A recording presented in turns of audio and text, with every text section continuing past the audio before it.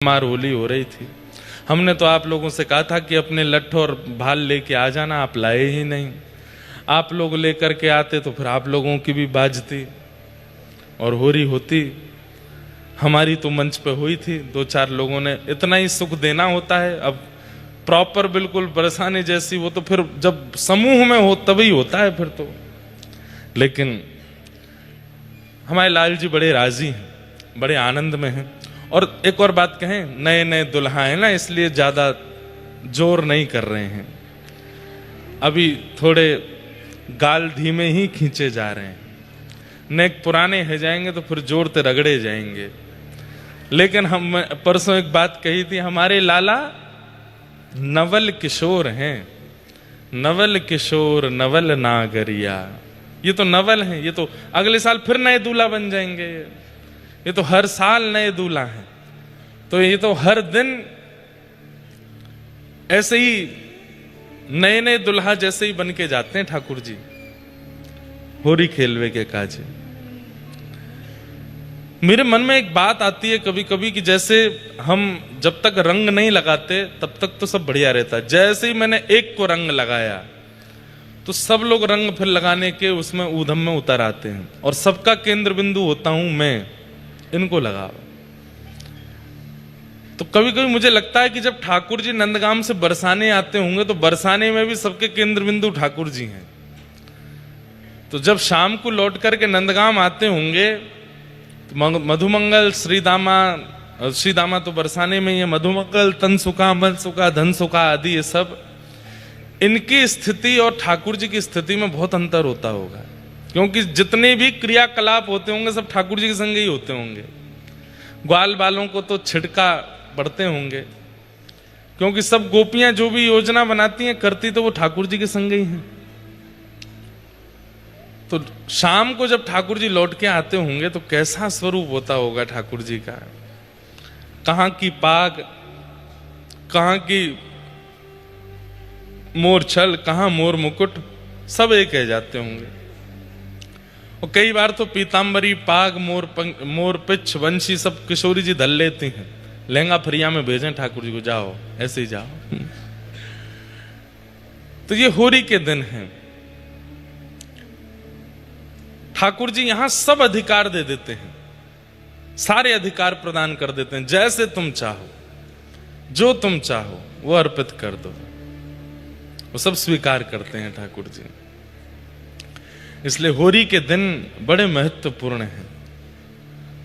हमारे श्रीमद् भागवत जी में होली के व्रज का इतना वर्णन नहीं है, वर्णन है ही नहीं।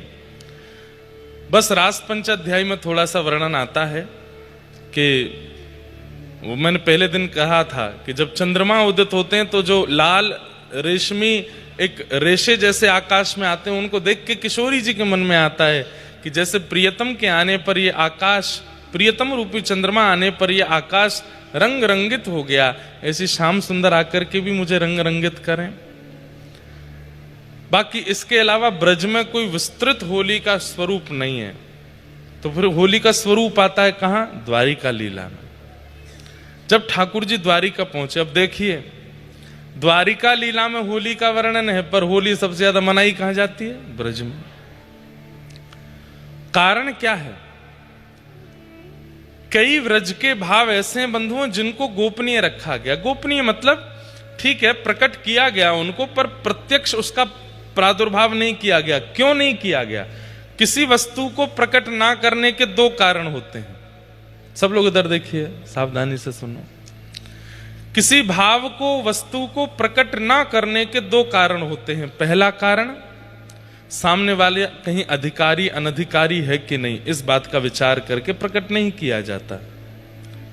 दूसरा, भाव को प्रकट ना करने का कारण कि वो भाव मुझे इतना प्रिय है, मेरे मन को इतना आनंदित कर देता है, मैं इतना भाव विभोर हो जाता हूं उसका चिंतन करके, ये मुझ तक ही रह आए, मैं सबको कैसे बांटूं इसको, ये मुझे सुख दे रहा है, मैं इससे इतना आनंदित हो रहा हूं, मैं सबको कैसे प्रदान करूं। तो कई कई भाव ब्रज के ऐसे हैं जहां शुक्राचार्य जी बोलना तो चाह रहे हैं पर मन में सोचते हैं कि मैं ही इनको बोलने में इतना आनंदित हो जाता हूं, चिंतन करके इतना डूब जाता हूं, इसका वर्णन कैसे करूंगा मैं। और परीक्षित के पास 7 दिन बचे हैं बस।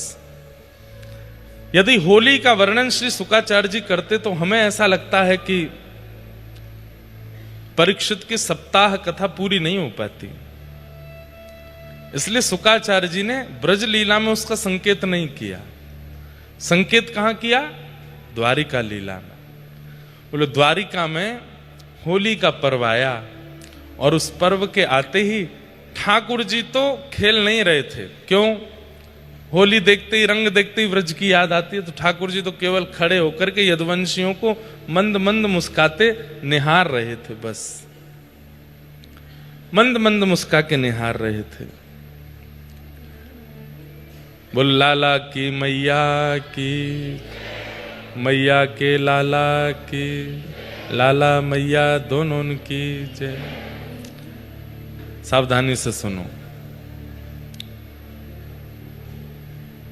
क्या बता रहा था मैं? हाँ, तो द्वारिका लीला। तो द्वारिका में ठाकुर जी तो केवल ठाड़े हैं और ठाड़े होकर के केवल देख रहे हैं यदुवंशियों को खेलते हुए। तब रुक्मणी आदि सब सखी, सब पटरानियों के मन में आया कि चलें श्याम सुंदर के पास न एक रंग लगावें। और जैसे ही जाकर के ठाकुर जी को रंग अंकित किया तो ठाकुर जी बड़े आनंद और भाव से रंग लगवा रहे हैं।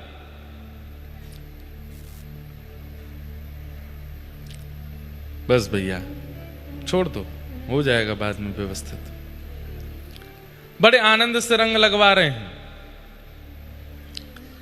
लेकिन थोड़ी देर में रुक्मणी आदि केवल रंग नहीं लगा रही हैं, थोड़ी देर में नेक नेक ठाकुर जी को छेड़न लगी, पीतांबरी खींचन लगी, कोई ठाकुर जी के केश में रंग डालन लगी। इतने में ही तो सत्यभामा जी ने जाकर के पिचकारी भर ली और दूर से पिचकारी मारी ठाकुर जी को। ठाकुर जी थोड़ी देर तक तो सहन करते रहे, देखते रहे। थोड़ी देर बाद बोले देख लो, मान जाओ, मैं अपनी पे आ गया तो फिर नहीं संभाल पाओगे। बोले हम चाह रहे हैं आप अपनी पे आ जाओ। भागवत जी में इस लीला का वर्णन है। तो ठाकुर जी बोले मैं अपनी पे आ जाऊंगा। तो रुक्मणी जी बोली आप आ जाओ अपनी पे, हम इसीलिए तो कर रही हैं ये लीला। कभी यहां से पिचकारी। अब बाहर के लोग जैसे होली खेलते हैं व्रज में, वो होली का स्वरूप नहीं है। बहुत बहुत अच्छी होली होती है व्रज की। ये 2 तारीख से जो आपको व्रजमंडल में अनुभव होगा रोडों पर, ये व्रज के लोग नहीं है, ये बाहर के लोग हैं। ये उपद्रव करेंगे, किसी पर भी रंग डालेंगे, किसी पर भी पानी डाल देंगे। ये व्रज की होली नहीं है। कई बार मैंने कई वीडियोस देखे, रील्स देखी, और उसमें नीचे लिख देते हैं कि भाई बरसाने में, वृंदावन में ब्रज की ये होली का रूप आपने नहीं देखा।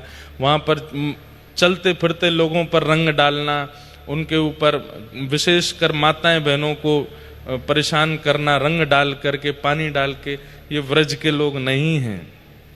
ये करने वाले लोग, ये सब मन चले लोग हैं। ये व्रज की होली का स्वरूप नहीं है। व्रज की होली बड़ी पवित्र होती है, बड़ी पावन होती है। अच्छा, कई लोग कहते हैं आज ये जब से ये वीडियोस वगैरह बनने लगी ना, तो बहुत कुछ अनर्थ जैसा हो रहा है। अब ब्रज में गाली का प्रचलन है, गारी गाते ही हैं। अब वहां पर गारी गबती है बरसाने नंदगाम में, अब लोग उसकी वीडियो बना बना के डालते हैं। और फिर नीचे देखो लोगों के कमेंट बरसते हैं कि देखो भगवान के नाम पर लूट रहे हैं लोगों, खुद गाली गा रहे हैं। अरे वो गारी नियम है, गबती है।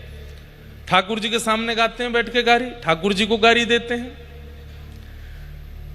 उसका रूप स्वरूप कुछ और है, पर ये जैसे जैसे दिन बढ़ते जा रहे हैं तैसे तैसे लोग उसका गलत अर्थ निकाल करके धर्म को ह्रास, धाम को ह्रास, धाम के उत्सवों को ह्रास करते जा रहे हैं।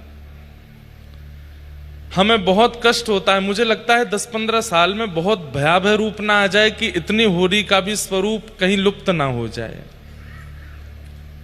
इसलिए हमारी प्रार्थना है, आप रस लेने आते हैं, आनंद लेने आते हैं, आनंद लीजिए, रस लीजिए, व्रज की होली का सुख लीजिए, पर अनधिकारी लोग बैठे हैं दुनिया में, उसको प्रचलित करके व्यूज और कमेंट्स कमाने के लिए वीडियोस मत बना के डाला कीजिए।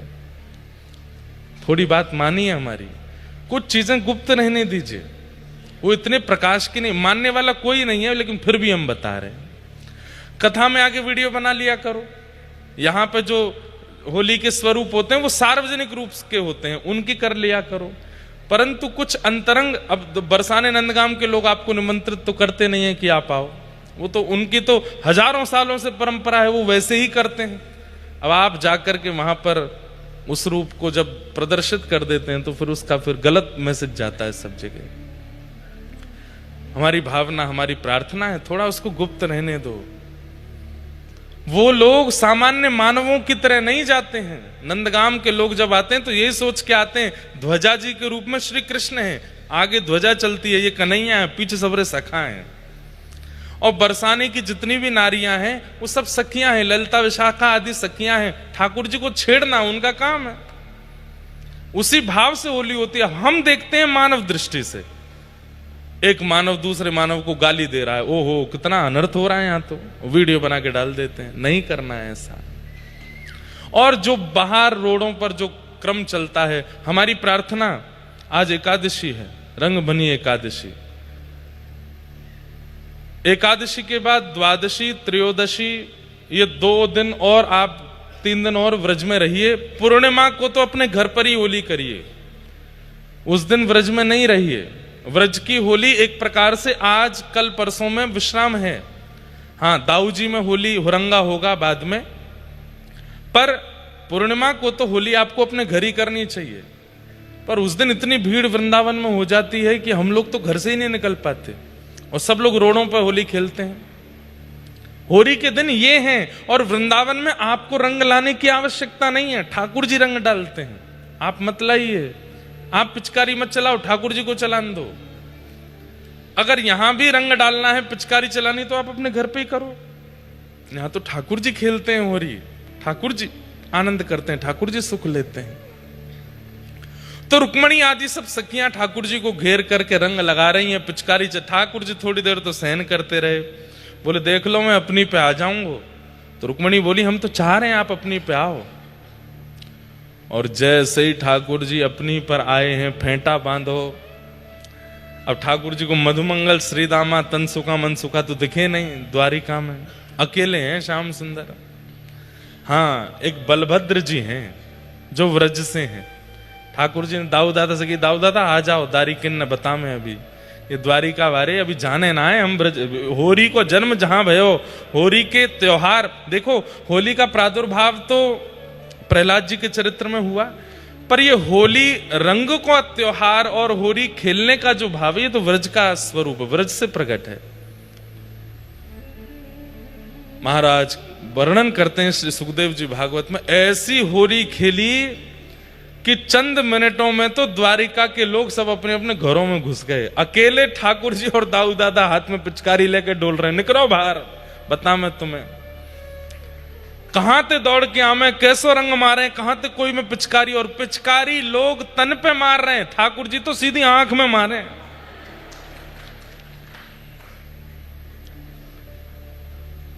एक वो बड़ा प्रसिद्ध गाते हैं, मुझे स्मृति में नहीं, एक गोपी जाकर के उसकी आंखों में रंग पड़ गया है तो जाकर के यमुना जी से अपना आंख धोती है, धोते धोते धोते धोते घंटों निकल जाते हैं। तब दूसरी गोपी कहती है, अरे रंग निकर गो, अब कहां धो रही है? तो वो कहे, एरी मेरी वीर मैं कैसे कहूं, कहां बताऊं, कौन सुने, अबीर तो निकल गयो पर अहीर निकरो नहीं, अबीर निकल गो। अच्छा, ठाकुर जी पिचकारी से थोड़ी मार रहे हैं, पिचकारी तो यहां रे, बाकी जाके सामने ठाकुर जी खड़े हो जाए, वह ध्यान ही ना रहे कि पिचकारी मारे, वो तो आंखन ने देखते रह जाए, वो तो मुखमंडल देखते रह जाए। ठाकुर जी आंखन से ही ऐसे सहन चलामे कि वो भूल जाए भागनो, खड़ो हो जाए। ठाकुर जी कहें, और नेक सीधो हो, और सीधो हो जाए, नेक आंख खोल, और जैसे ही आंख खोले सोई ठाकुर जी पेट में दवा में पिचकारी सीधी आंख में ही मारे। आयो मजा। तो ठाकुर जी पिचकारी तो साधन है, बाकी तो मुख सो ही होली खेलें, वो तो नेत्रन सो ही वशीकरण करते भाई होली खेलें। शुकाचार्य जी वर्णन करते हैं कितने इनके कपड़ा फट गए, गहने धुल करके समुद्र में बह गए, और महाराज पूरे द्वारिका में ऐसो उधम मचायो। अब तो सब घबरा रहे हैं, क्यों? ठाकुर जी घर के द्वार खोल खोल के भीतर घुस घुस के होली खेल रहे हैं। खेलोगे होली मेरे संग? सबने हाथ पांव जोड़े।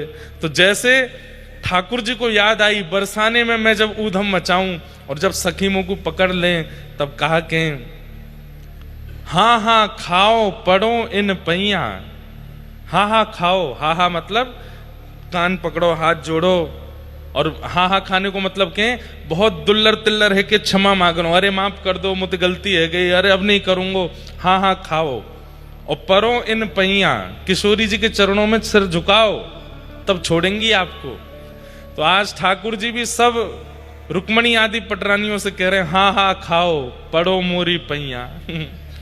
सबरी सखियां हाँ हाँ खा रही हैं, चरणन में गिर रही हैं।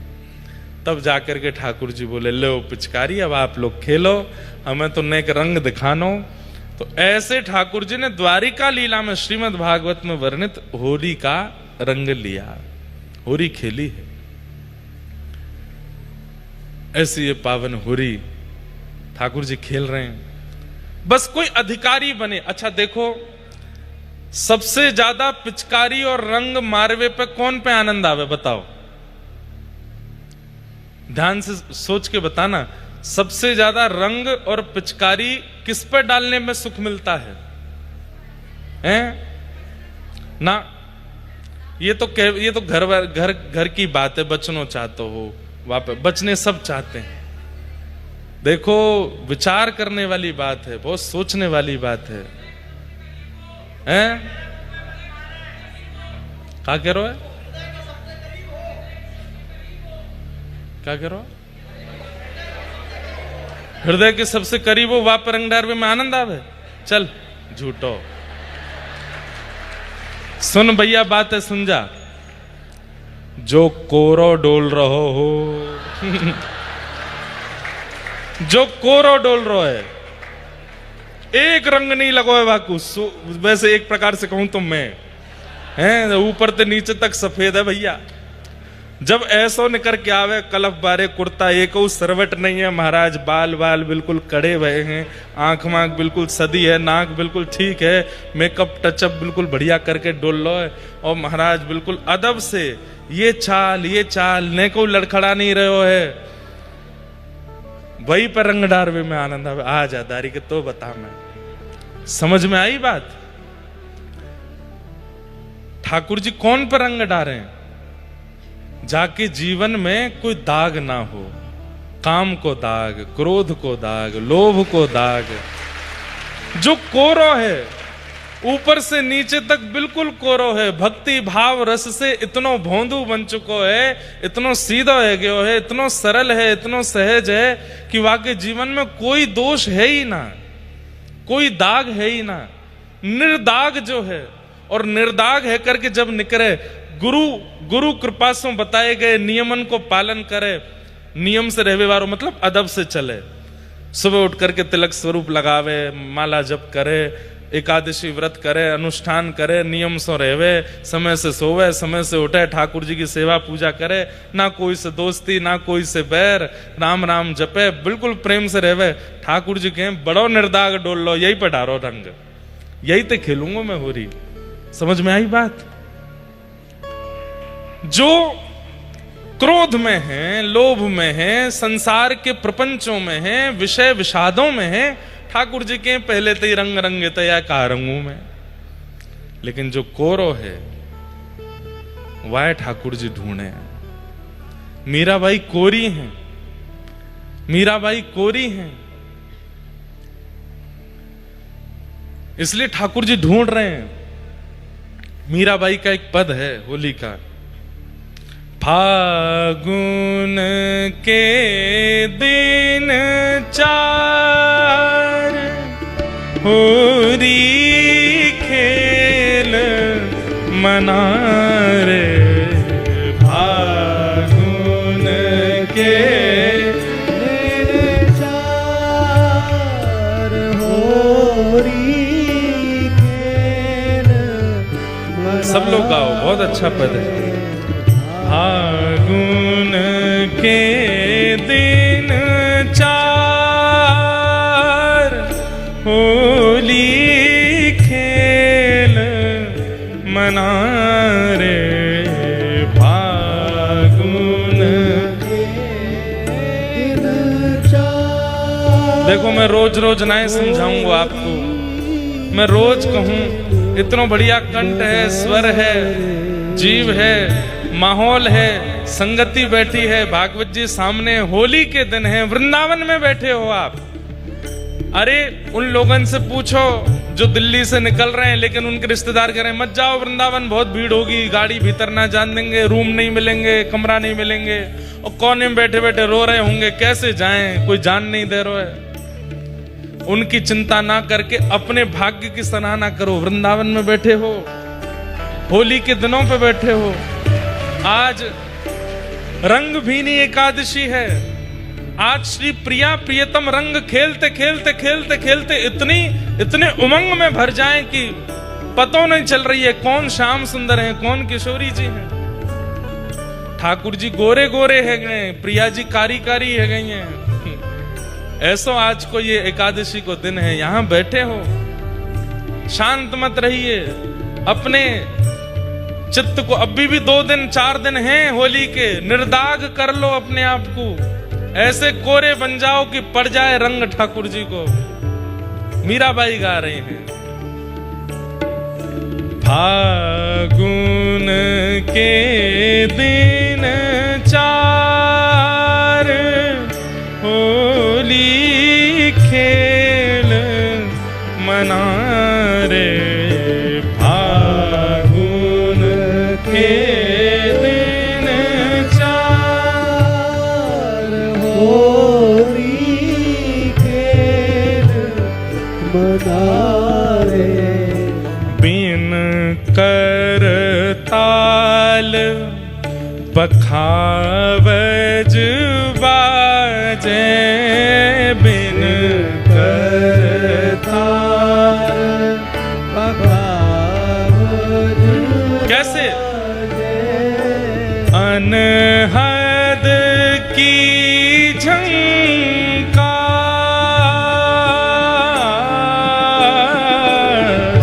अनहद की झंकार, हे बिन सुर राग छत्तीसों गावे, बिन सुर राग छत्तीसों गावे। होली कैसी है? बिन करताल पखावज बाजे, बिना हाथों की पखावज बज रही है। कैसे? अनहद की झंकार, हृदय रूपी अनहद झंकृत है, वासे बज रही है। होली में कोई साज की जरूरत नहीं होती। रंग रंगित व्यक्ति को देखो बिना साज की झूम झूम के नाच रहा है वृंदावन की गली में, रोडन पे। कोई ताल तो बज नहीं रही, फिर कैसे नाच रहे हो? बोले अनहद झंकार रो है वाको।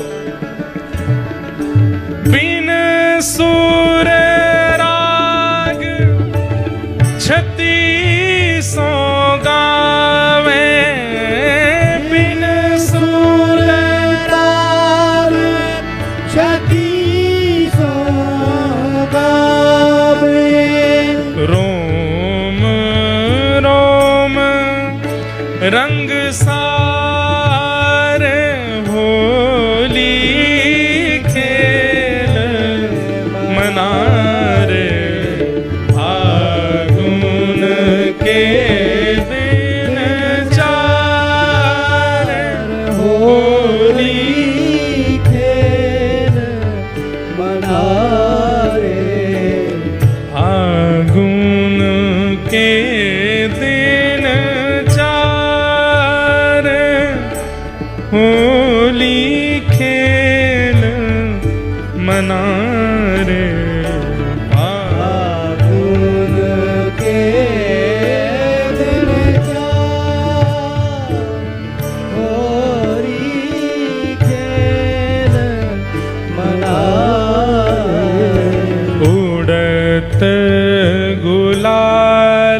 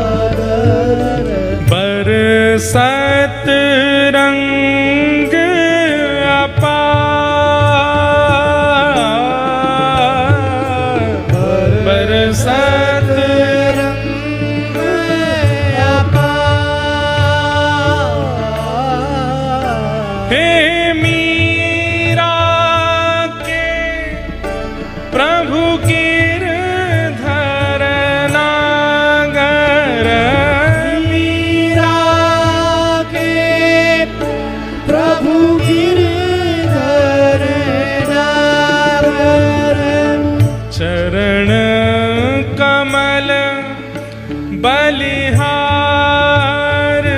होरी खेल मनारे फागुन के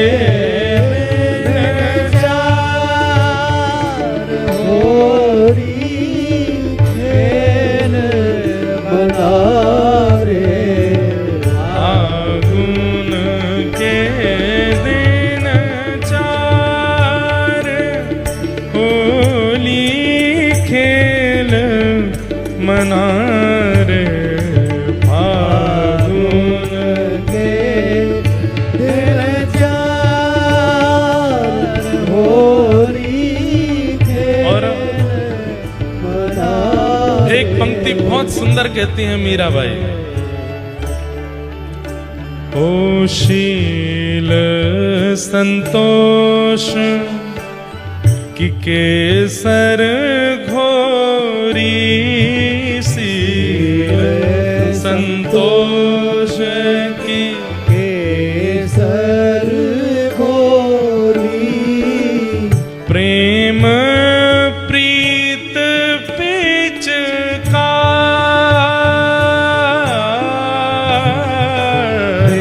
प्रेम प्रीत पिचकार। क्या कह रही हैं? समझने वाली बात है। शीलता और संतोष जो मिल रहा है सब में राजी हैं। शीलता मतलब अक्रोध, क्रोध नहीं है जीवन में। शील और संतोष की केसर घोरी, और पिचकारी क्या है? बोले प्रेम प्रीत पिचकार। आहा, शील संतोष की केसर घोरी, शील संतोष की केसर घोरी, प्रेम प्रीत पिचकार,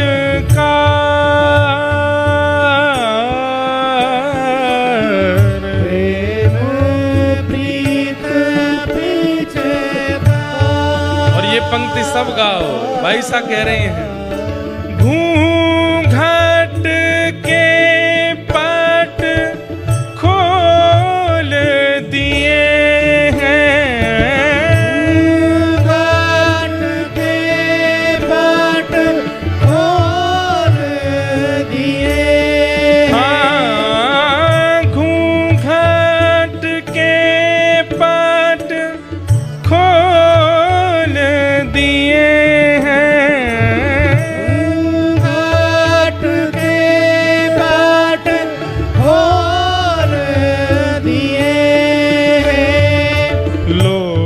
के लाज सब गार होली खेल मनारे फागुन के दिन चार होली खेल मनारे फागुन के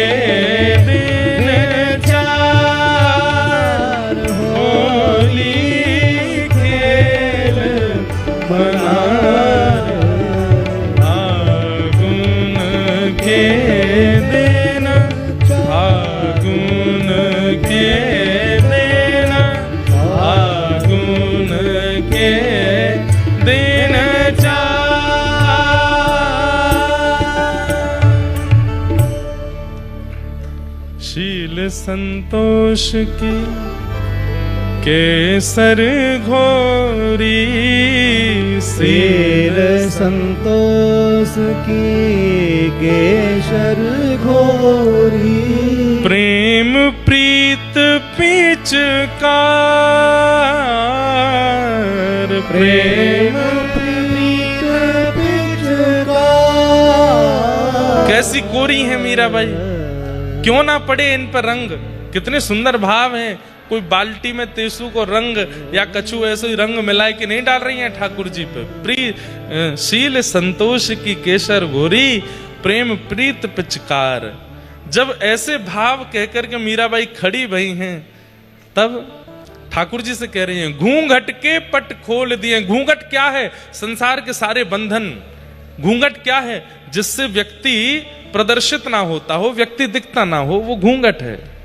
घूंघट के पट खोल दिए हैं, मतलब संसार के जितने बंधन हैं, जो कोई भी बंधन आपसे मिलने में बाधा बन रहे हैं, घूंघट के पट खोल दिए हैं। घूंघट के पट खोल दिए हैं। लोक लाज सब डार होरी, खेल मनारे फागुन के।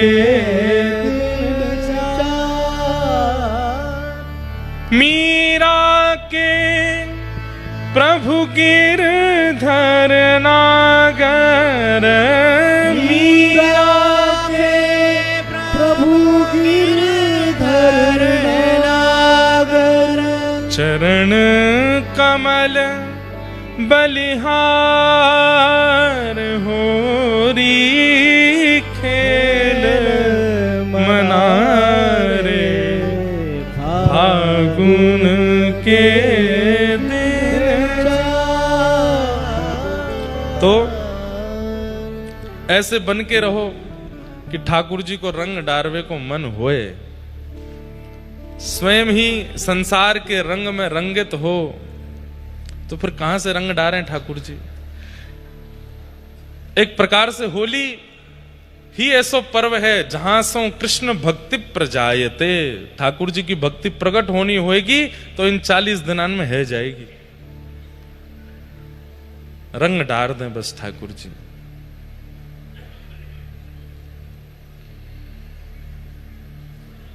खूब सुंदर भाव हैं होली के, एक से एक भाव हैं, सबको प्रणाम करते हैं।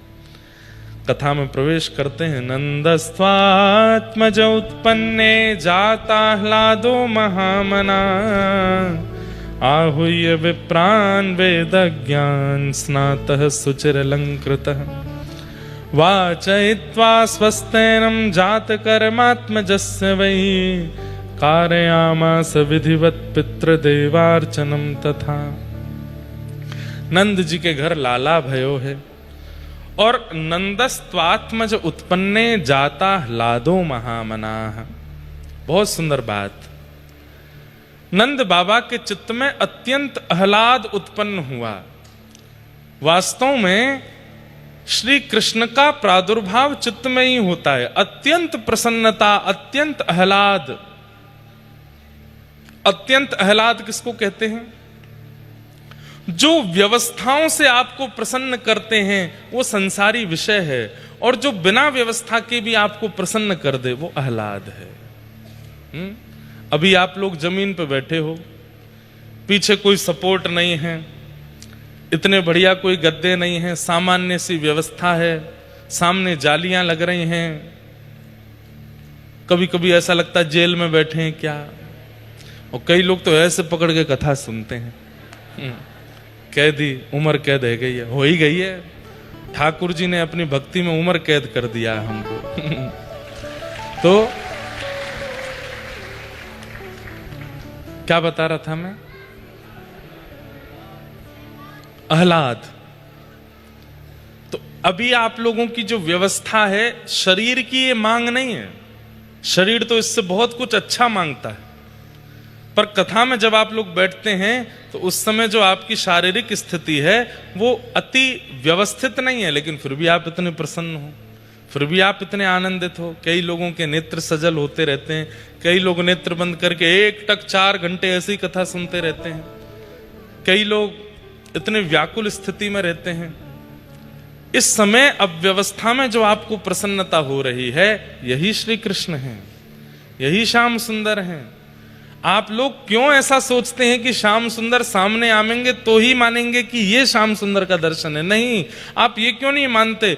ऐसे किसी विवाह में नहीं बैठ सकते आप, ऐसे किसी के घर के जन्मोत्सव में नहीं बैठ सकते, ऐसे किसी के एनिवर्सरी पार्टी में नहीं बैठ सकते, ऐसे किसी भी सांसारिक लोक रंजन में आप नहीं बैठ सकते, लेकिन कथा में आप इतनी देर बैठ करके बिल्कुल अव्यवस्था में भी इतने प्रसन्न चित्त हो, इतना सुख आपको चित्त को मिल रहा है। ये कृष्ण नहीं है तो क्या है? ये कृष्ण ही तो है।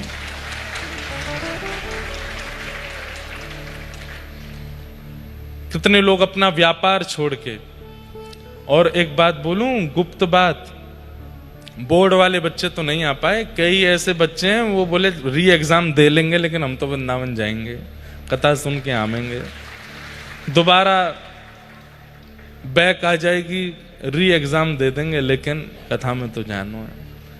कितने लोग ऐसे भी आए हैं। तो इतनी सारी अव्यवस्थाओं में भी आपकी प्रसन्नता, ये कैसे हो सकती है? संसार में तो हम सुखी तभी होते हैं जब हमारी व्यवस्था अच्छी हो, अव्यवस्था में हम सुखी नहीं रह सकते। लेकिन यहां आप सुखी हो, ये सुख नहीं है, ये आह्लाद है, और यही श्री कृष्ण है।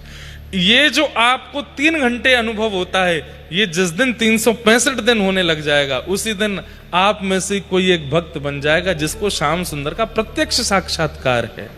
मीराबाई को यह सुख, जो सुख आपको 3 घंटे अनुभव होता है, 2.5 घंटे अनुभव होता है, 4 घंटे अनुभव होता है, मीराबाई को सोते चलते फिरते उठते बैठते खाते पीते हर समय यह सुख अनुभव होता है। अभी कथा कान सुनते हैं, अभी कथा चित्त सुनता है, एक स्थिति हो जाएगी कि रोम रोम और प्रत्येक अंग से यही भाव प्रकट होता रहता है।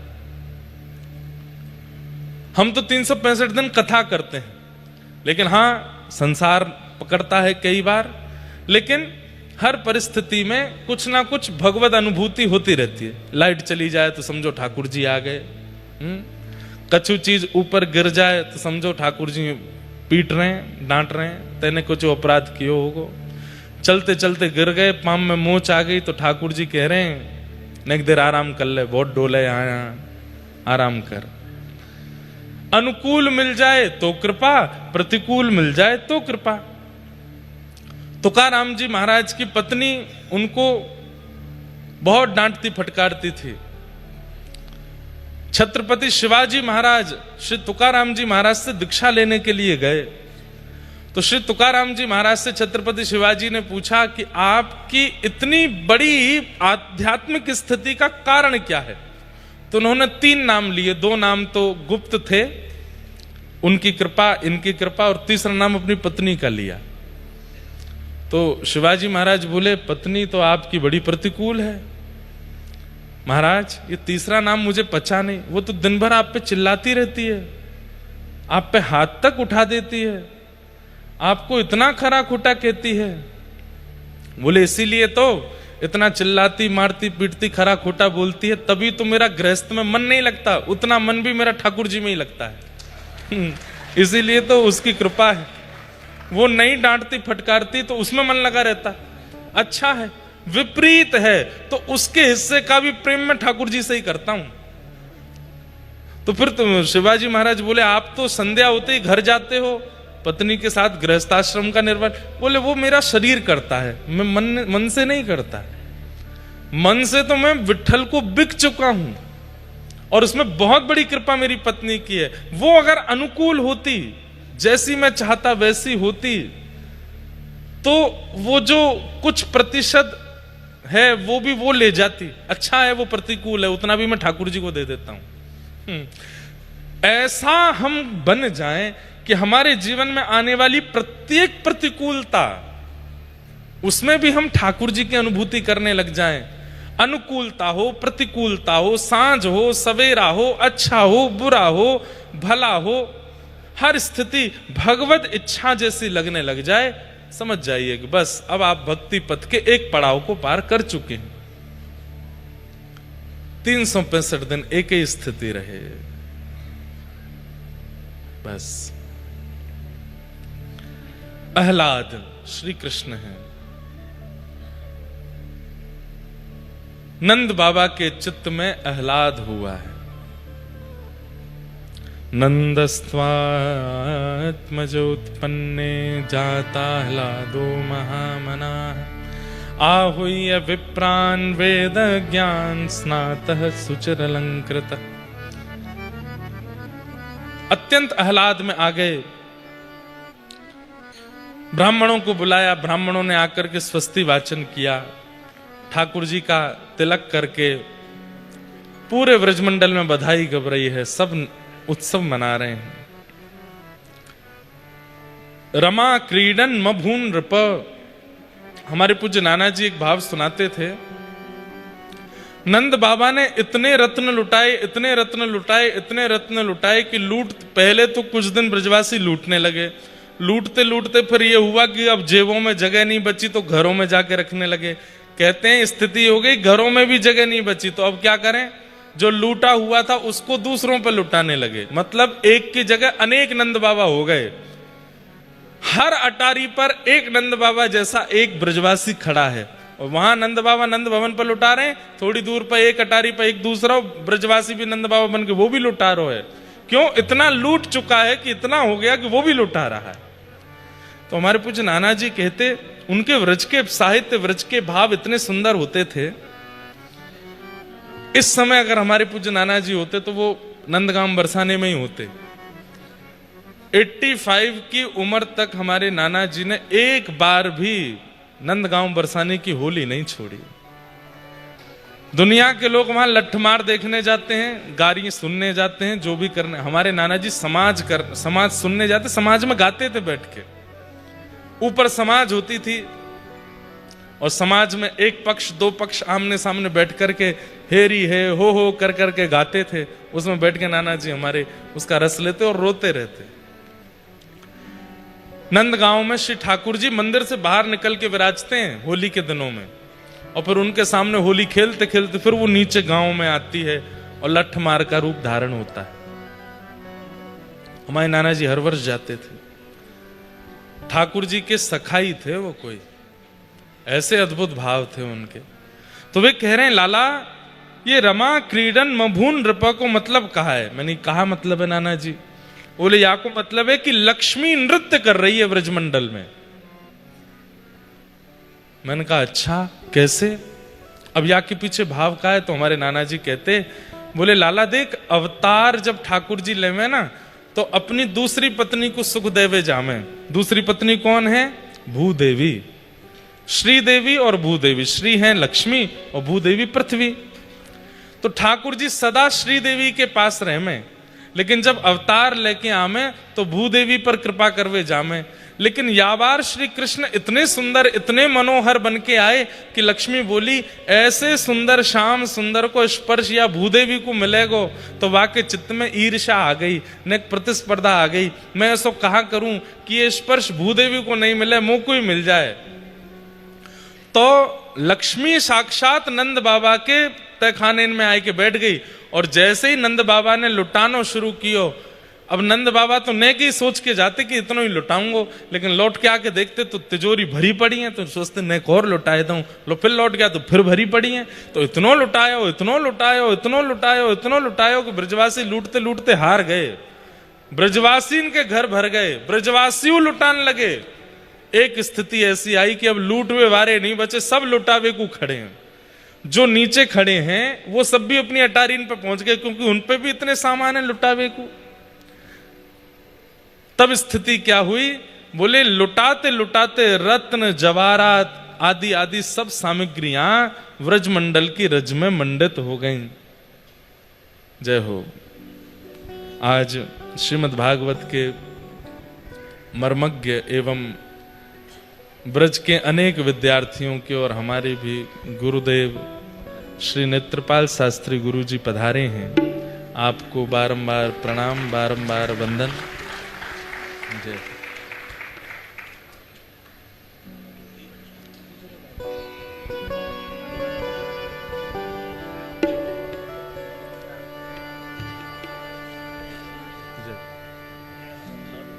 जय हो, जय हो।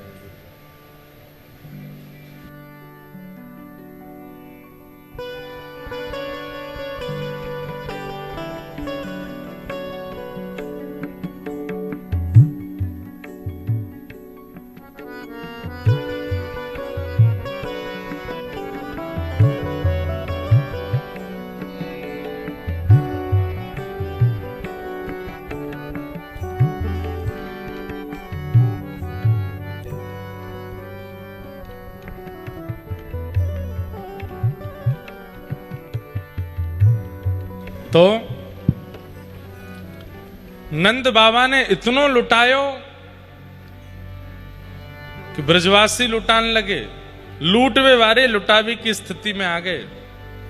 और इतनो लुटायो कि संपूर्ण ब्रजमंडल में अब लूटवे वारे नहीं बचे, सब लुटावे वारे हैं। तो कहा भयो, लुटाते लुटाते जितने रत्न जवाहरात हीरे आदि माणिक सब ब्रजमंडल में छा गए। जा भूदेवी को सुख देवे के लिए श्री ठाकुर जी आए हैं। अब भूदेवी श्रीदेवी दोनों एक साथ रह गई हैं। रमा क्रीडन मभून नृप, पूरे ब्रजमंडल की रज को, पूरे ब्रजमंडल की धरा को रमा ने भी आच्छादित कियो है, लक्ष्मी ने भी आच्छादित कियो। ठाकुर जी को प्रादुर्भाव भयो। 6 दिना बाद एक राक्षसी आई, जाको नाम है पूतना। रूप बदल करके आई, अति सुंदर रूप धारण करके आई। सब वाक्य रूप को देखवे के काजे मोहित है गए। कोई वाक्य नेत्र देख रो, कोई चाल देख रो, कोई वाक्य वस्त्र देख रो, कोई वाक्य मुस्कान देख रो, कोई वाक्य बोली सुन रो है। ऐसी सुंदरी पूतना कि सब वाक्य रूप में मोहित है गए। पूतना को अर्थ कहा है, भक्ति में आने वाली सबसे पहली बाधा। भक्ति में आने वाली सबसे पहली बाधा क्या है? किसी व्यक्ति के स्वभाव को बिना जाने उसके प्रभाव पर आकर्षित होना। ये भक्त इतनी जल्दी प्रभाव से आकर्षित नहीं होते। सब लोग सावधानी से सुनिए, इधर देखो। भक्त का एक स्वभाव होता है, भैया नाम जप करते हो, तिलक स्वरूप लगाते हो, कथाएं सुनते हो, तो आपके अंदर उसके कुछ लक्षण आने चाहिए। और उसमें एक लक्षण यह भी है कि नित्य कथा सुनने वाला व्यक्ति प्रभाव से प्रभावित नहीं होता। कोई बहुत प्रभावशाली उसके सामने प्रभाव दिखाने लग जाए तो वो उससे आकर्षित नहीं होता। भक्त तो स्वभाव से आकर्षित होता है। कई बार हमसे भी कथा कराने वाले लोग आते हैं तो हमको बहुत प्रभाव दिखा देते हैं।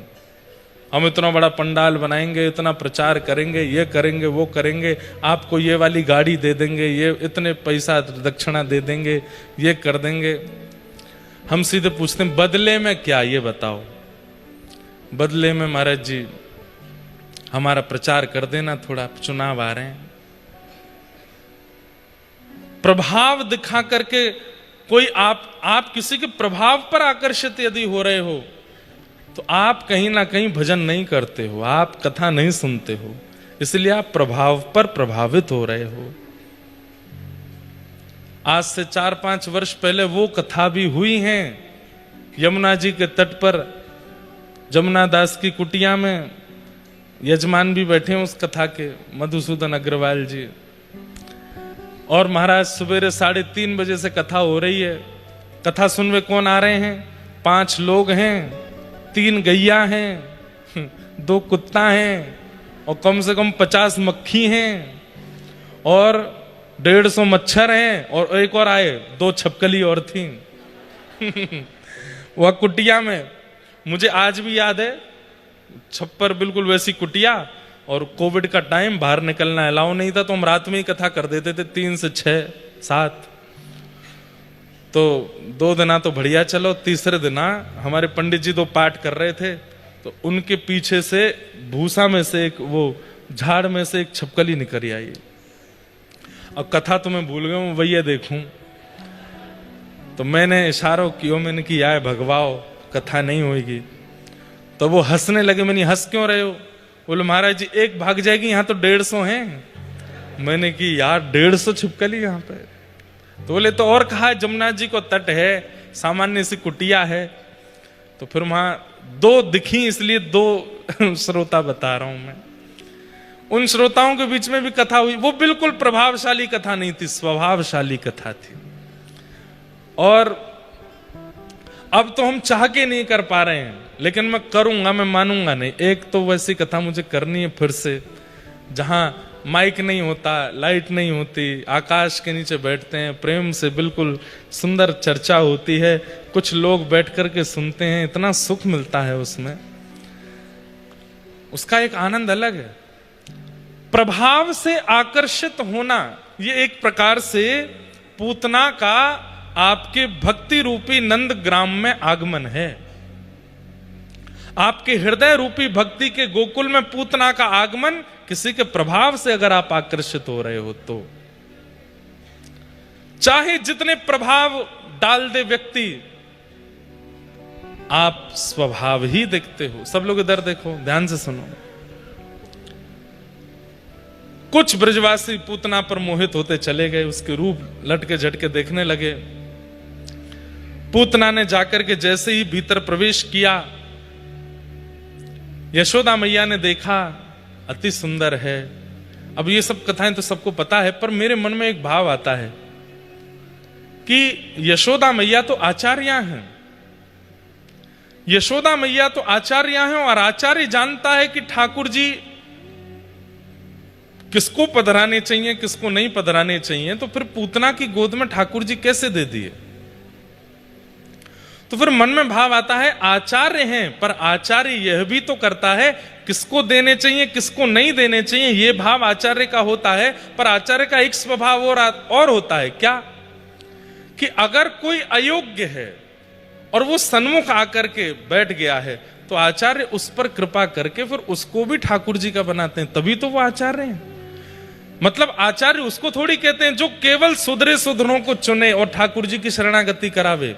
आचार्य वह है जो ठाकुर जी से कोसों दूर है, लेकिन उसके भी एक गुण को देख करके उसको ठाकुर जी के सन्मुख ले जावे, वही तो आचार्य है।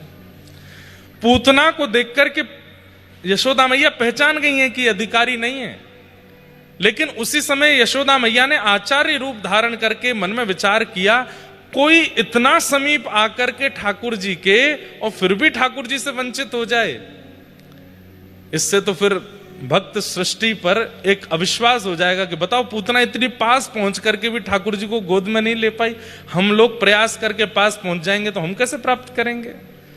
इतनी समीप आ गई है। तब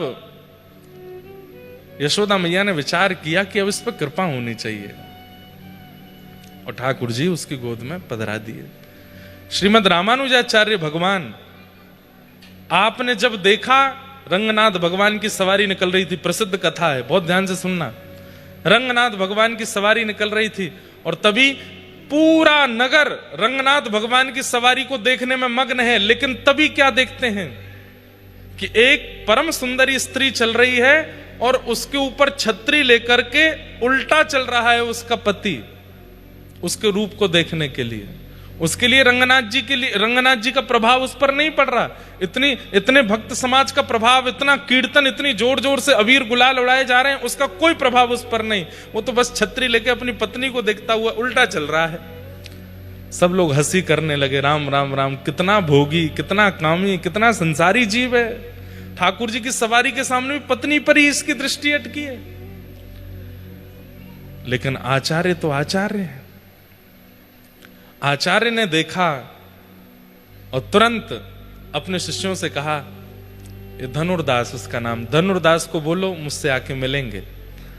धनुर्दास जी के पास जाकर के शिष्यों ने कहा, गुरुदेव ने बुलाया, आचार्य चरण ने बुलाया है। बोले अभी तो मैं नहीं आ पाऊंगा। तो बोले कब आओगे? बोले जब पत्नी स्नान करने को जाएगी उतनी देर में फ्री रहता हूं, तब आऊंगा, नहीं तो मैं उसको देखने में व्यस्त रहता हूं। बताइए कैसी आसक्ति देखने में। पत्नी स्नान को जा नहीं रही थी, वो तो गई जबरदस्ती कि आचार्य बुला रहे हैं जाओ। नहीं जाओगे जब तक मैं स्नान करने? तो मैं जा रही हूं स्नान करने, तुम जाओ। दौड़ा दौड़ा गया, आचार्य चरण प्रणाम, स्वीकार करें, जल्दी बताएं क्या आज्ञा। बोले आज सुबह हमने देखा रंगनाथ प्रभु की यात्रा निकल रही थी, पर तुम फिर भी अपनी पत्नी के ऊपर से दृष्टि नहीं हटा रहे थे। क्या करूं महाराज, इतनी सुंदर है वो, उसके रूप के आगे मुझे कोई भाता नहीं। आचार्य चरण बोले यदि उनसे सुंदर कोई दिख गया तो इतना विश्वास है कि कहता है उससे सुंदर कोई नहीं होगा, ये मैं जानता हूं, वो सबसे सुंदर है। आचार्य चरण बोले मैंने फिर भी दिखा दिया तो? बोले दिखा दिया तो मैं आपके सामने वचन देके कहता हूं, जीवन भर उसी को देखूंगा जिसको आप दिखाओगे, और उसके अलावा किसी को नहीं देखूंगा। पर मेरी पत्नी से सुंदर कोई होगा नहीं। आचार्य चरण बोले चलो मेरे साथ। गए, भीतर रंगनाथ भगवान से कहा एनम रक्ष जगन्नाथ। हे प्रभु, द्वार पर एक दर्शनार्थी खड़ा है, उसमें दर्शन का चाव बहुत है पर संसार के प्रति है, एक बार अपनी छटा दिखा दो अद्भुत। जैसे ही धनुर्दास आगे खड़ा हुआ, पर्दा हटाया, श्री रंगनाथ भगवान जो पौड़े थे शेषनाग पर, तुरंत उठ करके बैठ गए, मंद मंद मुस्कान लगे। कमल नेत्रों से जैसे ही धनुर्दास को देखा, शंख चक्र गदा पद्मधारी ठाकुर जी को देख करके धनुर्दास तो मोहित हो गया, इतने सुंदर श्याम सुंदर। अब तो जैसे ही ठाकुर जी पुनः मूर्तिमत हुए, अब तो धनुर्दास रोने लगा, फिर से दिखा दीजिए, फिर से दिखा दीजिए आचार्य चरण। बोले क्षण भर तो इसलिए दिखाया ताकि ये दर्शन की लालसा तेरे चित्त में आ जाए। पर अब बता, है सुंदर? देखेगा अब अपनी पत्नी को? बोले महाराज, मेरी पत्नी तो सुंदरता की सिंधु यानी कि समुद्र की एक बिंदु के समान है। सिंधु तो ये सामने बैठे हैं, आज के बाद जीवन पर्यंत मैं क्या, अपनी पत्नी को भी हम दोनों अपने नेत्रों से केवल इन्हीं को निहारेंगे और किसी को नहीं। और लगा दिया। आचार्यों का तो स्वभाव है, आचार्यों का तो स्वभाव है अयोग्यों को योग्य बनाना। वो योग्यों को ही योग्यता प्रदान करें, ये आचार्य स्वरूप नहीं है। और श्री यशोदा जी तो आचार्य हैं। जब उन्होंने देखा कि ये पूतना है, अब देखो प्रकट रूप में, प्रकट लीला में तो वो केवल यशोदा हैं, और वो रूप देख करके अब हम बताते हैं कथा में कि यशोदा मैया के मन में आई, इतनी सुंदर बन के आई है, या गोद में लाला दे दूं। पर वाकई पीछे परोक्ष लीला भी तो है कि वो आचार्य हैं, और आचार्य अयोग्य को भी योग्यता देती है। तुरंत ठाकुर जी उसके गोद में दे दिए। भगवान ने पूतना को नहीं देखा, क्यों? अपने वास्तविक रूप में नहीं आई है, रूप बदल करके आई है। रूप मत बदलिए, जैसे हो वैसे ठाकुर जी के आगे प्रस्तुत हो जाया करो, जैसे हो वैसे ही ठाकुर जी के सन्मुख आ जाया करो। भगवान ने मुख नहीं देखा, जैसे पयोधर मुख में पधराया पूतना ने, आहा, तस्मिन् स्तनं दुर्जरवीर मुल्वणं घोरांकमादाय शिशोर्ददावथ गाढं कराभ्यां भगवान् प्रपीड्यत प्राणैः समं रोष समन्वितोऽपिवत्। जैसे ही पूतना ने अपना पयोधर भगवान के मुख में दिया, ठाकुर जी ने पहले उसके विष को पिया, उसके दुग्ध को पिया, रस तत्वों को पिया, पुण्यों को पिया, पापों को पिया, और अंत में प्राण समम रोष समन्वितो पिबत। जैसे ही प्राण पीने प्रारंभ किए, पूतना का तो रूप जो स्वरूप था वो विकराल होने लगा, विचित्र होने लगी, विकराल रूप धारण कर लिया, राक्षसी रूप में प्रकट हो गई पूतना। और जब राक्षसी रूप में आई तब ठाकुर जी ने अपनी दोनों भुजा हटाई। बोला हाँ, अब बढ़िया लग रही है, जैसी है वैसी दिख रही है। अब कम से कम रूप तो ना बदलो तेने। हमारा यहां पर भाव या फिर आचार्यों का भी भाव श्रृंगार से नहीं है। ठाकुर जी को श्रृंगार प्रिय नहीं है ऐसी बात नहीं, यहां पर स्वभाव की बात है। जो लोग होते तो पाखंडी हैं, होते तो आडंबरी हैं, होते तो दुष्ट प्रवृत्ति के हैं, होते तो काम क्रोध स्थिति में हैं, लेकिन दिखाते ऐसे हैं कि उनसे ज्यादा सज्जन कोई नहीं है। ऐसे लोग पूतना है ठाकुर जी के लिए। सब लोग इधर देखिए, वार्ता नहीं करिए, अलम विषय वार्ताया, कथा में कोई वार्ता नहीं। और देखो जो बाहर अब लोग खड़े हैं, जगह नहीं है अंदर, और बीच बीच में आ रहे हैं, तो अब लॉक कर दो, उठ के नहीं जामे कोई भी। बीच में कई लोग आते हैं, थोड़ी बहुत देर सुन के फिर चले जाते हैं, सबको डिस्टर्ब होता है। और अब अगर हो सके तो बाहर ही बैठवा दो, भीतर जगह कम है। क्या निवेदन कर रहा था मैं, क्या बता रहा था? हैं? हाँ, पूतना। वाह भैया, तुमने बहुत बढ़िया। सुनो, पूतना 1.5 घंटा से मैं वही बोल रहा हूं, पूतना। क्या विषय, क्या बोल रहे थे? हैं? छोड़ो, हम खुद ही सोच लेते हैं। भगवान ने अपने वास्तविक रूप में आई, तब ठाकुर जी ने उसको देखा। तो लोग अपना रूप बदल लेते हैं। वास्तविक विशेष रूप से आप हैं तो क्रोधी, हैं तो लोभी, हैं तो ईर्ष्यालु, हैं तो छल दल सब भरा पड़ा है, लेकिन दिखाएंगे क्या? किसी व्यक्ति से ईर्ष्या करते हैं, लेकिन वही व्यक्ति सामने आ जाए तो दुल्लर तिल्लर होके पांव छू रहे हैं उसको हृदय से लगा रहे हैं, अरे तुमसे ज्यादा। अब इसमें यह भी एक प्रश्न मुझसे किसी ने किया, महाराज जी मान लीजिए हम किसी से ईर्ष्या करते हैं, वो सामने आ जाए तो सामने भी तो ईर्ष्या नहीं करनी चाहिए, सामने तो प्रेम ही करना चाहिए। हमने कहा उसके व्यक्ति के सामने तो आप प्रेम ही प्रस्तुत करो, पर ठाकुर जी के सामने बता दो, नाथ मेरे अंदर इसके प्रति ईर्ष्या है, कृपा करके इस ईर्ष्या दोष को निकाल दीजिए।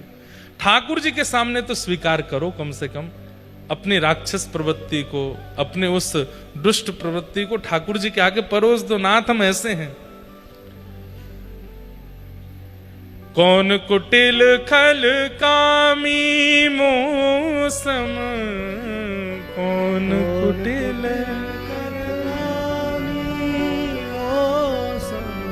कुब्जा भगवान के सन्मुख आई है, सुंदर नहीं है, 3 जगह से कमर टेढ़ी है, लेकिन चंदन हाथ में लेके जा रही थी। ठाकुर जी ने तुरंत उसकी ओर देखा, अपना एक चरण उसके पैर पर रख के थोड़ी पकड़ करके ठाकुर जी ने उसको सुंदर ही बना दिया। क्यों? रूप नहीं बदला है। ऐसी ही पूतना है, पर पूतना रूप बदल करके आई है, ठाकुर जी उसको देख नहीं रहे हैं। पुनः कहूंगा, यहां पर बाह्य स्वरूप नहीं, भीतर अंतरंग भाव की बात हो रही है। कई लोग बड़े ज्ञानी हो जाते हैं, उनका काम एक ही रहता है, दूसरों को केवल और केवल नीचा दिखाते रहना, सब में गलतियां निकालते रहना, सबके बारे में अनर्गल बोलते रहना। यह स्वरूप नहीं होता। हरिराम व्यास जी अत्यंत ज्ञानी थे, और वो जा जा करके चुनौती दे करके विद्वानों को परास्त करते थे। जब पहुंचे काशी, ब्राह्मणों ने जाकर के विश्वनाथ भगवान से कह दिया कि अब हरिराम व्यास आए हैं काशी के ब्राह्मणों को हराने के लिए। तो विश्वनाथ भगवान एक विप्र का रूप धारण करके गए और जाकर के हरिराम व्यास जी से केवल एक प्रश्न किया, क्या? बस इतना बता दीजिए, विवेक किसे कहते हैं? हरिराम व्यास जी बोले, सद असद का जिसको ज्ञान हो गया हो उसको विवेक ही कहते हैं। ये प्रश्न क्यों पूछ रहे हो? बोले इसलिए पूछ रहे हैं कि तुमको विवेक हो गया। हरिराम व्यास जी से बोले। व्यास जी क्रोध में तिलमिला गए, कौन हो तुम, ऐसे कैसे बोल सकते हो? अरे तो विवेक हो गया कि नहीं, यही तो पूछ रहे हैं। क्या तुम पढ़ लिख करके विद्वान इसीलिए बने थे कि दूसरों को हराते ही रहो? अरे विद्वान बने हो तो ठाकुर जी के यश का, ठाकुर जी की कीर्ति का श्रेष्ठ रूप से लोगों के हृदय में संचार करके उनको सुधारो। दूसरों को परास्त करना, हराना, अपनी विजय घोषित कर देना, इसके लिए विद्वान बने हो। हरिराम व्यास जी तो थोड़े घबरा से गए, बोले तुम सामान्य ब्राह्मण नहीं हो, कौन हो, अपना रूप दिखाओ। तुरंत महादेव प्रकट हो गए और प्रकट होकर के कहा, अरे विशाखा। हरिराम व्यास जी बोले, आपने मुझे विशाखा क्यों कहा? बोले नेत्र बंद करो। तुरंत शंकर जी ने सिर पर हाथ धर के पूर्व का रूप दिखा दिया। यही विशाखा सखी हैं जो कलिकाल में हरिराम व्यास के रूप में प्रकट हुए हैं। विशाखा,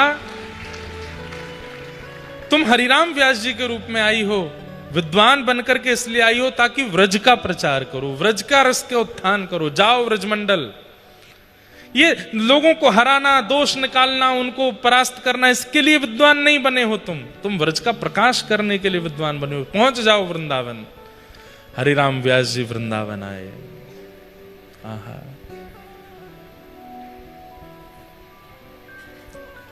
वृंदावन की शोभा निरखत मेरे नैन से रात, वृंदावन प्यारो वृंदावन, वृंदावन प्यारो वृंदावन, हे श्री वृंदावन मेरो वृंदावन, ओ वृंदावन।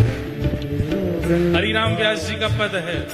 पहली बार वृंदावन आए हैं और वृंदावन की शोभा देख करके, वृंदावन का रूप देख करके व्यास जी गा रहे हैं। हाँ वृंदावन की शोभा निरखत, वृंदावन की शोभा निरखत, वृंदावन की शोभा निरखत, वृंदावन की शोभा निरखत। मेरे नैन सिरात वृंदावन प्यारो वृंदावन, वृंदावन प्यारो वृंदावन, हे श्री वृंदावन प्यारो वृंदावन, हे वृंदावन प्यारो वृंदावन। ऐसे वृंदावन में श्री हरिराम व्यास जी पधारे और फिर वृंदावन का रस के उत्थान किया।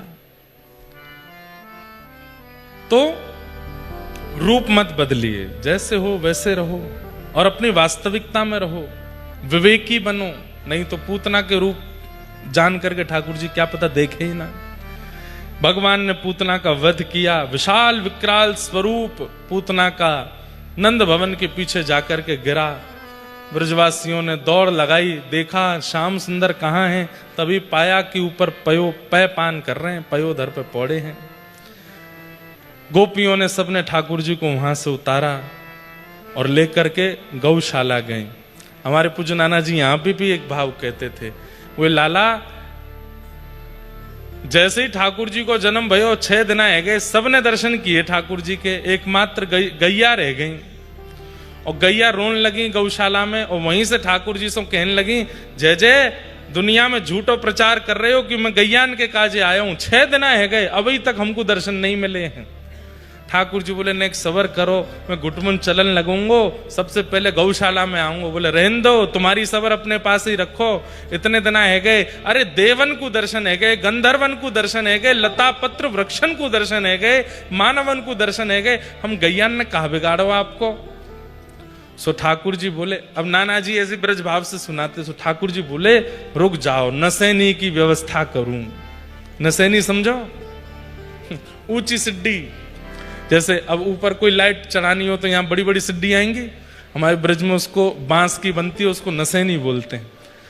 ठाकुर जी बोले नसैनी की व्यवस्था करूं, अब यहाँ ते तो दिखूंगा नहीं, तो नसैनी पे ऊपर चढ़ूंगो और ऊंचाई पे जैसे ही पहुंचूंगा तो वहां ते दिख जाऊंगो। तो पूतना रूपी नसैनी मंगाई ठाकुर जी ने और वा को पयोधर पान कियो, राक्षसी बनी, विशाल विकराल रूप धारण कियो। ठाकुर जी बोले जितनी ताकत है तो में ए राक्षसी उतनी लंबी है जा। और जैसे ही पूतना लंबी चौड़ी भई, सो ऊपर आकाश से ठाकुर जी ने गौशाला में खड़ी हुई सब गैयान को अपनो दर्शन दे दियो, कर लो मेरो दर्शन, 6 दिन है गए, आज अनुभव कर लो। ठाकुर नाना जी ऐसे सुंदर ब्रज के भाव कहते। तब गोपियों ने मन में विचार किया, गैया बोली इतनी दूर से दर्शन दे रहे हो हैं, ऐसे हो तुम 6 दिना के नेक्से से, और विशाल विकराल या पूतना के पयोधर पर लटके भाई ऐसे लगे जैसे कोई माखी माछर हो, हमें तो दर्शन ही ना है भयो। ठाकुर जी बोले रुको मैं कोई और योजना बनाऊं। तो गोपीन ने जब ठाकुर जी उठाए तो सब गोपीन के मन में आयो कि लाला को नजर गुजर नहीं लग गई हो, पूतना राक्षसी को दूध पियो कहीं विष नहीं बन गए हो, तब क्या करें। तब सब गोपी बोली लाला को गौशाला ले चलो, वहां पे गौ पुच्छ से झाड़ो लगाएंगी, गौमूत्र से स्नान कराएंगी, गैयान की खुर की रज या के अंग से लगाएंगी, सोई लाला स्वस्थ रह जाएगा। ये सब भावना गोपियों के मन में भी ठाकुर जी ने डाली और सब गोपियां लेकर के जैसे ही गौशाला में पहुंची, आहा गैयाओं के नेत्र सजल हो गए, गाय बड़े स्वर में रम्मान लगी, हमारो गोपाल आ गए हो, हमारो कन्हैया आ गए हो। थनों से बिना किसी प्रयास के ही दुग्ध प्रवाह होने लगा, गैया सब मचलने लगी। यशोदा मैया ने जा करके गौमूत्रेण स्नापित्वा पुनर्गौरज सार्वकम रक्षाम चक्रुष्य शक्रता द्वादशांगेषु नाम भी। भगवान के 12 अंगों में रज लगा करके भगवान के नामों से ही ठाकुर जी को झाड़ा दिया, गौमूत्र से स्नान कराया, गौपुत्र से झाड़ा लगाया। ठाकुर जी बड़े मनी मन प्रसन्न, गैयान को टुकुर टुकुर देख रहे हैं, अब राजी हो? सब गैया बोली हाँ लाला अब हम राजी। सबन को सुख दियो ठाकुर जी ने, कोई ऐसा बचो नहीं है जाकू ठाकुर जी ने सुख नहीं दियो हो, सबको सुख दे रहे हैं। ठाकुर जी 3 महीना के भये करवट उत्सव मनाओ, पालना उत्सव मनो, वही में सक्टासुर नामक एक दैत्य आयो, भगवान ने वाको भी वध कियो। मैया ने पूछी इतनी बड़ी बैलगाड़ी कैसे पलट गई, तो छोटे छोटे बालकन ने कह दी मैया तुम्हारे लाला ने अपने पाद प्रहार से बैलगाड़ी उछाल दी। यशोदा मैया लाला को एक बैलगाड़ी के नीचे सुवाई आई। क्यों? ब्रजवासी सब छेड़ रहे हैं, कोई लाला गाल खींच रहा हो, कोई हाथ खींच रहा है, लाला परेशान है को, तो एकांत में एक बैलगाड़ी के नीचे कपड़ा बांध के झूला सो बना दियो, वहीं सुवाई दिए। इतने में एक सक्टासुर दैत्य आयो। ठाकुर जी ने देखे सक्टासुर दैत्य आयो है और मैया जा रही है। अच्छा, एक बात आप लोग ध्यान रखना बंधुओं, भगवान की हर लीला में चाहे दैत्य वध कर रहे हो, चाहे राक्षस वध कर रहे हो, उस लीला में प्रधान वो दैत्य वध नहीं है। उस लीला में प्रधानता किसी भक्त के ऊपर कृपा है। जैसे पूतना मर्दन लीला में एक सहज भाव से कह दिया कि गैयाओं को दर्शन देने थे, और ऐसे असंख्य कई ब्रजवासी थे 6 दिन में जिनको दर्शन नहीं हुए, उनको भी ठाकुर जी ने एक साथ दर्शन दे दिया। तो प्रधानता वहां पर भक्तों को दर्शन देना है, पूतना को मारना नहीं।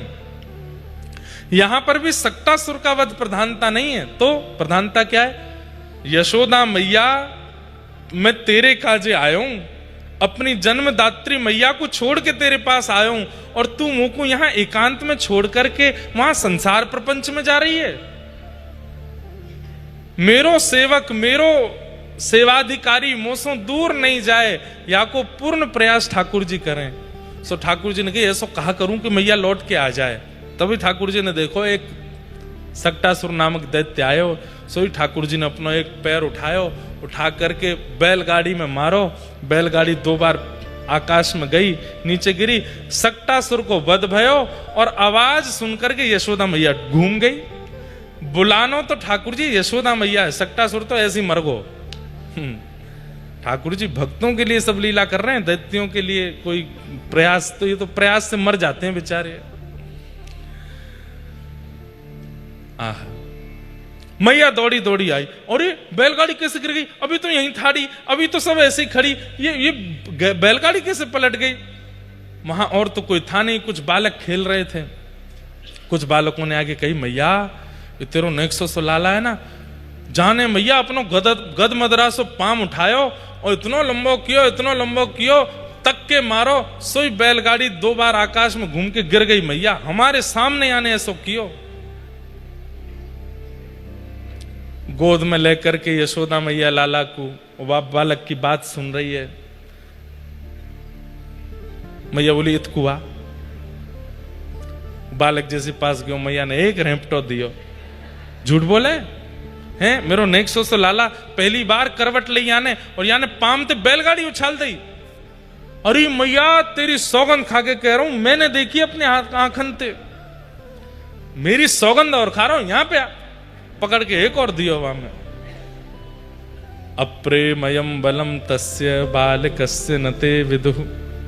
ठाकुर जी की इन मधुर लीला में यशोदा मैया इतनी प्रेमी बन गई हैं, इतनी प्रेमी बन गई हैं लाला की, कि अगर कोई भगवान के भगवत तत्व को प्रकट कर भी देता है तो यशोदा मैया स्वीकार नहीं करती। और प्रेम का यह स्वभाव है, प्रेम में प्रभाव स्वीकार नहीं होता। जहां पर प्रभाव देख करके प्रेम किया गया है वो असली प्रेम है ही नहीं। आप बहुत धनवान हो, आप बहुत ऐश्वर्यवान हो, आप बहुत संपत्तिवान हो, आप बहुत विद्वान हो, इस वजह से कोई आपका प्रेमी है तो इसका मतलब वो आपका प्रेमी है ही नहीं। लेकिन कोई व्यक्ति आपसे प्रेम करता है, कारण नहीं पता, वो प्रेमी है। जो अकारण प्रेम करे, जिसका कोई कारण नहीं है। आप अच्छे थे तो भी वो आपका प्रेमी है, आप आज कुछ भी नहीं हो तो भी वो आपका प्रेमी है। असली प्रेमी तो वही है जो हर स्थिति में आपका है। यशोदा मैया स्वीकार नहीं कर रही कि मेरे लाला ने ऐसा किया है। क्यों? क्योंकि प्रेम में ये स्वीकार ही नहीं होता। किसी बालक की बहुत योग्यता अगर उसकी मां से जाकर के कोई कह दे आपका बेटा तो ऐसा है, आपका बेटा तो इतना योग्य है, आपका बेटा तो इतना श्रेष्ठ है, आपका, तो मां ऐसे सुनती है जैसे ये झूठ बोल रहा है क्या। मुंह से ज्यादा कौन जाने भाई। मैंने तो वाकू मुंह धोयो, मैंने तो वाकू नहानो खानो पीनो सब सिखायो, मैंने वाकू उठनो बैठनो सिखायो, अब आप इतनी उसकी प्रशंसा कर रहे हो, मुंह तो लगे ना है ऐसा कुछ कर सके। ऐसा हर मां का स्वभाव हो जाता है। यशोदा मैया के सामने भी अगर ठाकुर जी के कोई प्रकाश कर देता है ना, तो यशोदा मैया कहती है ए तुम ऐसी बात बनाए करो, मेरो लाला कछु ना जाने, मेरो लाला कछु ना करे। प्रेम, प्रेम में प्रभाव का स्वीकारीकरण नहीं होता, प्रेम में प्रभाव स्वीकार्य नहीं होता। यशोदा मैया लाला को लेके भवन में चली गई। धीरे धीरे ठाकुर जी ने एक और बड़े भय। त्रावर्त नामक एक दैत्य आया, भगवान को उड़ाने के लिए आया।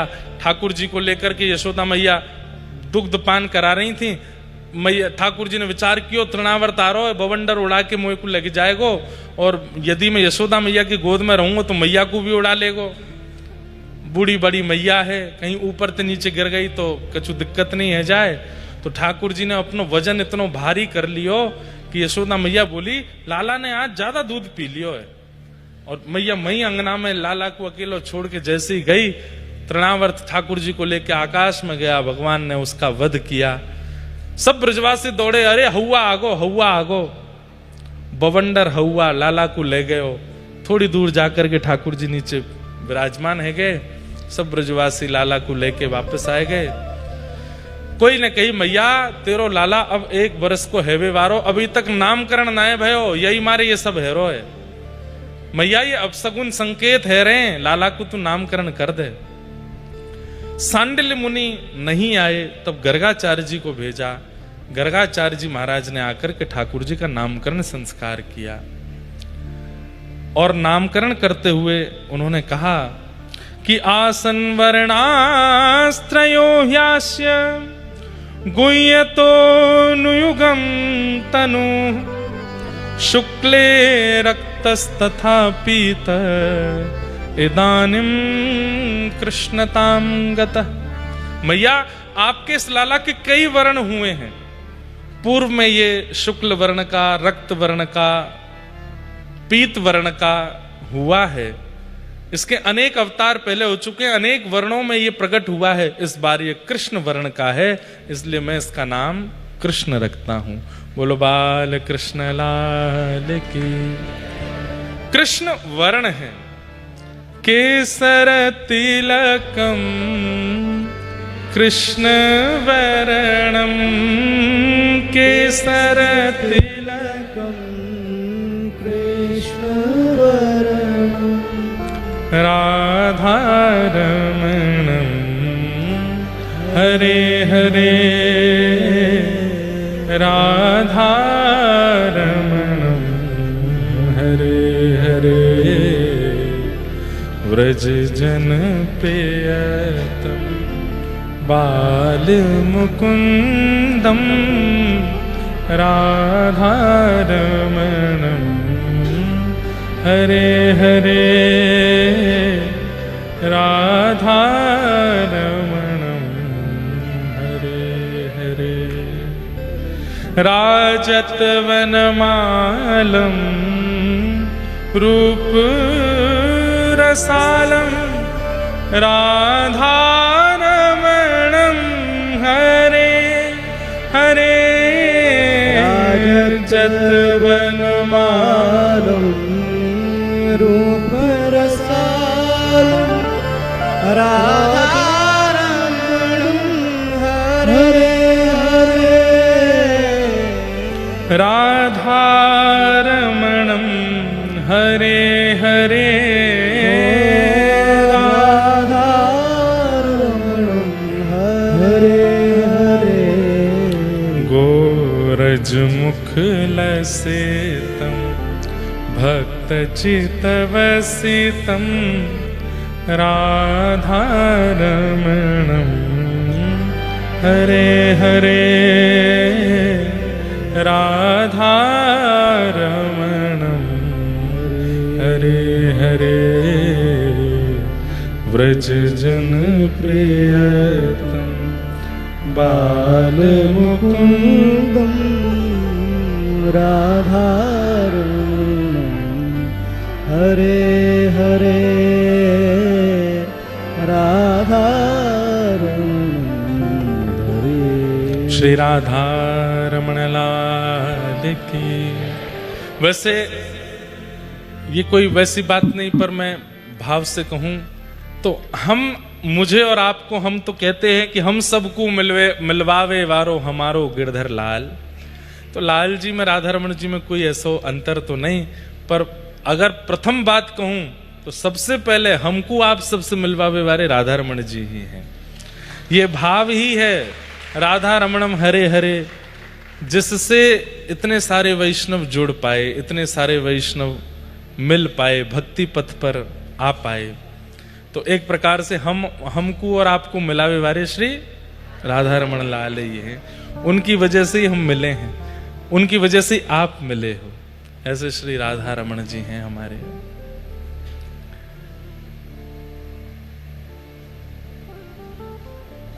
एक नया भाव है, सुनाऊं? राधा रमण वृंदावन वारे, राधा रमण वृंदावन वारे। ओ राधा रमण वृंदावन वारे। करताल बजा के गा। अच्छा, हमसे ज्यादा अनप्रोफेशनल आदमी दुनिया में कोई नहीं है। ये भजन हमने 2 साल पहले लिखा, बना दिया, गा दिया, अभी तक लॉन्च ही नहीं कर पाए। क्यों? अब वो कहते हैं वीडियो बनाओ। मैंने कहा वीडियो हमसे बनानी आती नहीं है। बनाने वाले आते पर समय ही नहीं है बनाने का। अब तब से धरा विराज रहा है तैयार, कब लॉन्च होगा पता नहीं। राधा रमणम हरे हरे 3 साल तक बना रखा रहा, फिर कोविड में जाकर लॉन्च हुआ। और अभी होली का एक पद कल आएगा, कल नहीं परसों आएगा। वो अभी 4 दिन पहले ही गाया है, 4 दिन में तैयार हो गया। हमने कि निकाल दो, बोले वीडियो। मैंने कि कोई वीडियो रहने दो, ऐसे ही निकाल दो। तो मेरे को कल एक भैया बोले आपसे ज्यादा अनप्रोफेशनल आदमी नहीं देखा। मैंने कि 2 ही अनप्रोफेशनल है, या तो हमारे वृंदावन चंद्र या हम। मैंने प्रोफेशनल तो रावण था, प्रोफेशनल तो कंस था। भक्त प्रोफेशनल नहीं होते हैं। भक्त तो ऐसे ही होते हैं, जो मिल जाए खा लियो, जहां मिल गो बैठ गए, जैसो बन को गा दियो, जैसो बन को सुना दियो। लेकिन ये भजन भी बहुत जल्दी आ जाएगा, बहुत सुंदर भाव है। राधा रमण वृंदावन वारे, राधा रमण वृंदावन वारे। ओ हे नंद नंदन यशोदा दुलारे,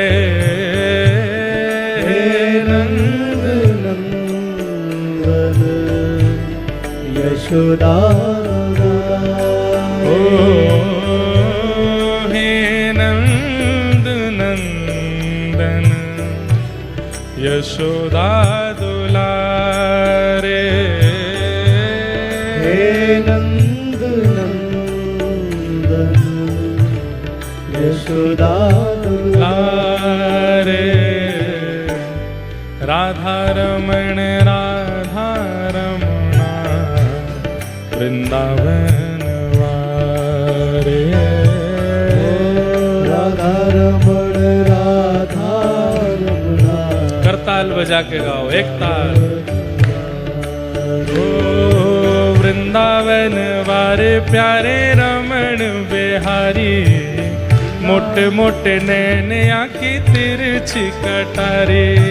वृंदावन वारे प्यारे रमण बिहारी, मोटे मोटे नैन आंखें तिरछी कटारी। ओ मत जइयो हाँ मत जइयो मत जइयो हाँ मत जइयो ओ मत जइयो हाँ मत जइयो मत जइयो हाँ मत जइयो ओ मत जइयो जादू करे गो बिहारी वृंदावन वारे प्यारे रमण बिहारी मोटे मोटे नैन आँखी तिरछी कटारी वृंदावन वारे प्यारे रमण बिहारी मोटे मोटे नैन आंखें तिरछी कटारी। इसमें जो अंतिम भाव है, क्योंकि गिरधर लाल जी की रचना है, कितना सुंदर भाव है, हमारे हृदय का भाव है, पूर्ण हो किसी दिन ऐसी अभिलाषा है। ओ एक दिन श्यामा संग आओ वन चारी एक दिन श्यामा संग आओ वन चारी।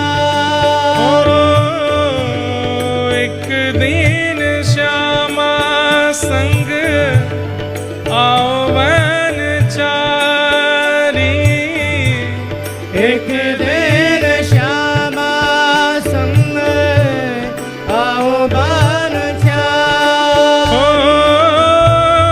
गिरधर लाल जो है बाट तिहारी गिरधर लाल जो है बाट तिहारी। गिरधर लाल जो है बाट तिहारी गिरधर लाल जो है बाट तिहारी। बाट तिहारी संग मेल। भाव क्या है हे राधा रमन जी? एक दिन श्यामा संग आओ बनचारी, किसी दिन वन में गौचारण करते करते किशोरी जी को लेकर के आप श्री गिरधर लाल जी के पास आओ। गिरधर लाल जो है बाट तिहारी, श्री हमारे गिरधर लाल आपकी बाट निहार रहे हैं कि एक दिन राधा रमन जी आवेंगे, और जब आप तीनों मिलेंगे तब क्या होगा?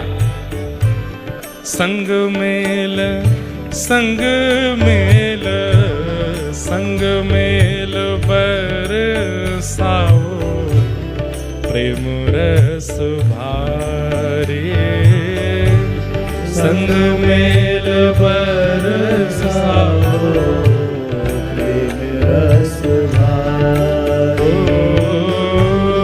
राधा रमण राधा रमणा वृंदावन वारे राधा रमण राधा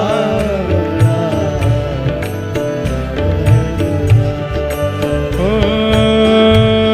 हे नंद नंदन यशोदा दुलारे